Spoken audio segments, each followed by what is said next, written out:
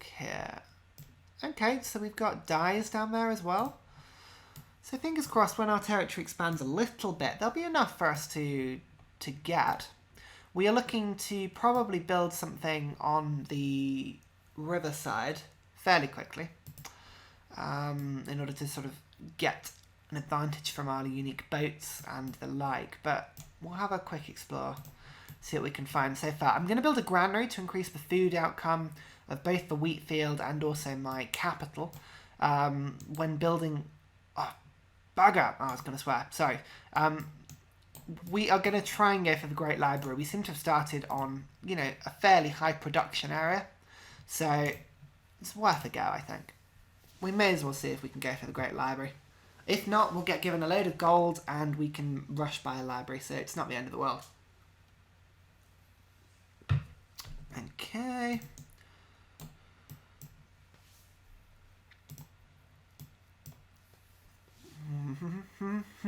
So, if we can get a Great Library start again, that would be quite handy. I can't remember if we did it with Polynesia or not. I know we did it with India. Or did we do it with India? Oh god, my mind is like a sieve, people. I'm very sorry. Who knows what's going on. I don't have any forest near me, which is a little bit of a shame. I was going to potentially rush the wonder a little bit with cutting down a few forests, but that's fine. Now, normally I wouldn't take out a barbarian camp so early in the game, but it's so near my capital and I've got early game workers, but I don't want to take the risk. I'm just going to go for it. Leveling up your units at an early stage in the game never is too bad a thing either, so... Oh, you're going to let me... there we go.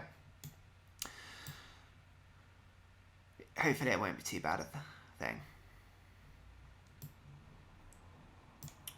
Okay, just keep attacking. We've got quite lucky with our 2 attacks so far. We've done more damage than we were supposed to, which is quite nice.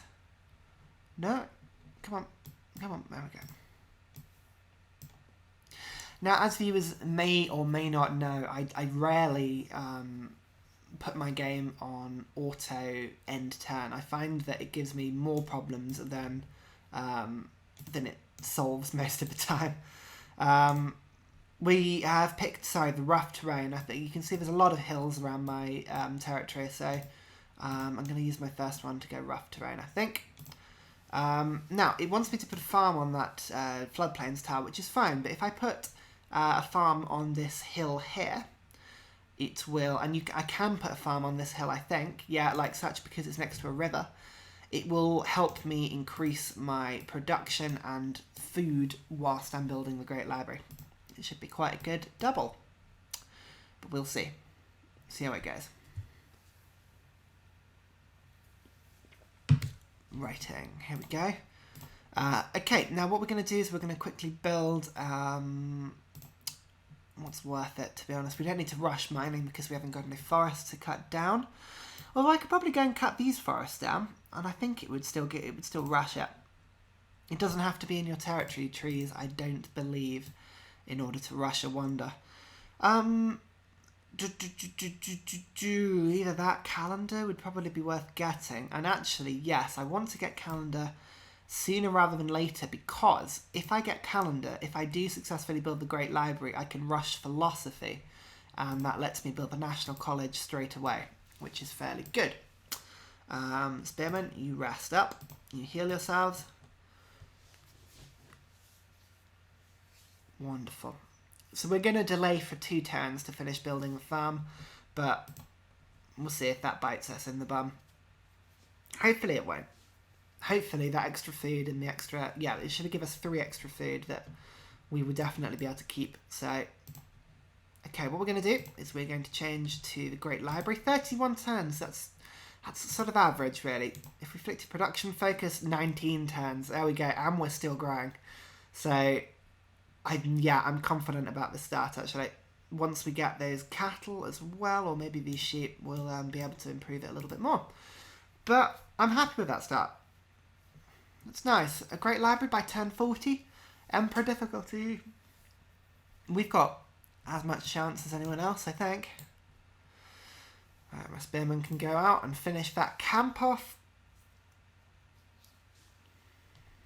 Good.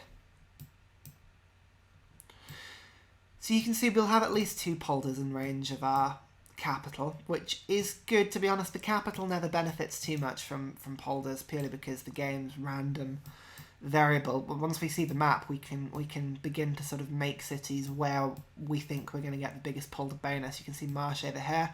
Deserts. I'm tempted to look for a desert, to be honest, and see what we can find. Right, start tradition. There we go. We didn't get any rush to being able to get tradition earlier than that, so it's a little bit of annoyance, but we'll be fine. Here we go. So we've got a tile that gives another food and a hammer, so we're going even quicker now, which is great. Calendar is going to take a few turns to build. This tundra hill cannot be put a mine on just yet, so to be honest, putting a farm here is about the only thing that we can do at the moment. We'll have to replace that with a polder later in the game, but we're not going to get polder until guilds, so there's a little bit of a wait. So we'll be fine. Another enemy. Right, it's fine. I'll take him on. I can escape back to my territory fairly quickly if I need to. And to be honest, at this precise moment, grinding a little experience is not a bad thing to do. Cool. Yeah, the turns are definitely going quicker at the moment. I know it's the start of the game, but I'm convinced that it's going quicker. You should have seen it when I wasn't using the recording software earlier. I know that you would ever have seen it. It's I don't know why I'm saying that, but it was really, really quick actually, and I was quite pleased with it. Funny what an old turn it off and turn it back on again can do for you, really. Cotton, I think that gives us extra gold if we work that tile, doesn't it? So it's not going to help our great library, really, but oh well. The spearmen are getting a bit low on health, so I'll bring them back. So we can heal. Hopefully those barbarians won't come and try and steal my warrior. My worker, sorry. Oh, move inside of the range of my capital. That's not a clever thing to do. Boom, you're dead. Right, now I need to desperately heal these guys up. So I'm looking forward to this playthrough. Netherlands are fairly traditional in the way that you play them. Obviously you got polders that make certain tiles that you wouldn't normally work useful. But apart from that, they're good fun. I like them. We should be able to have a bit of a laugh. Wonderful. Choose research. We are done with calendar now. Great. So we're going to be able to rush philosophy, which is good. Which means, to be honest, I might just get myself mining quickly and then go for guilds. It's a pretty straight line, but we should be able to get there fairly quickly. Getting guilds on the way, that'll get me a lot of the early game techs, like animal husbandry to work the animal tiles around my capital, archery to give myself a little bit of early game, fighting power, we can go for the hanging gardens and the Petra on the way to polders. So actually, yeah, it's, we might get a fairly good capital start, to be honest. We don't want to negate early game settlement that much, but I think we might wait and see if we can get a 500 gold settler, then make one ourselves. We can probably afford not to. Okay, still 10 turns, but that's fine. No. Animal husbandry is going to take a few turns, so we'll build a plantation there first. Awesome. Awesome indeed. Yeah, we've got some good growth. The bad thing about putting next to so many mountains is that we obviously lose a few tiles in terms of sort of being able to take an early game spread. You can see we've got 4 citizens already, so actually the choice the AI has to put our citizens down is very limited. But actually, we're not going to mind about it in the long term. I think the science increase will definitely give us an advantage. Yeah, the Dutch will be good. Right. Now, I mentioned this back when we were using Polynesia. Aristocracy is great for rushing those early game wonders, but the 15% bonus it gets you, yeah, it'll shave 2 or 3 turns off at the start of a wonder, but actually jumping down and getting these bonus growths, bonus cultures, I think that actually improves the capital better especially in the slightly sort of short to mid-term. And you can actually end up building wonders faster than you normally would have been able to anyway by going down that route. So aristocracy tends to be the last thing I get. I'm sure that is not, it's probably not the best way of doing it, but that's how I do it anyway. And, you know, you may as well stick to your guns on these things. Why not? There we go. Right. You get these orders. You need to go and kill those barbarians. They have been ruining my day for long enough. Pantheon founded 1036. That could be anyone, to be honest. Normally, if it's below about 1020, it's either very fluky or we've got either Celts or Ethiopia. Marble. Oh.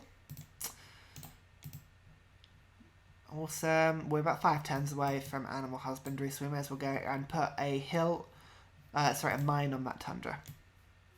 I think that would do well. Awesome.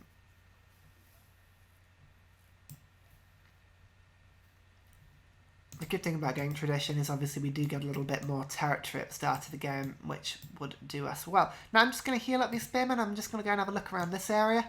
It would be good to see how close we are to other civs and or if we reckon we're going to have a good early game expansion. I think we should be okay.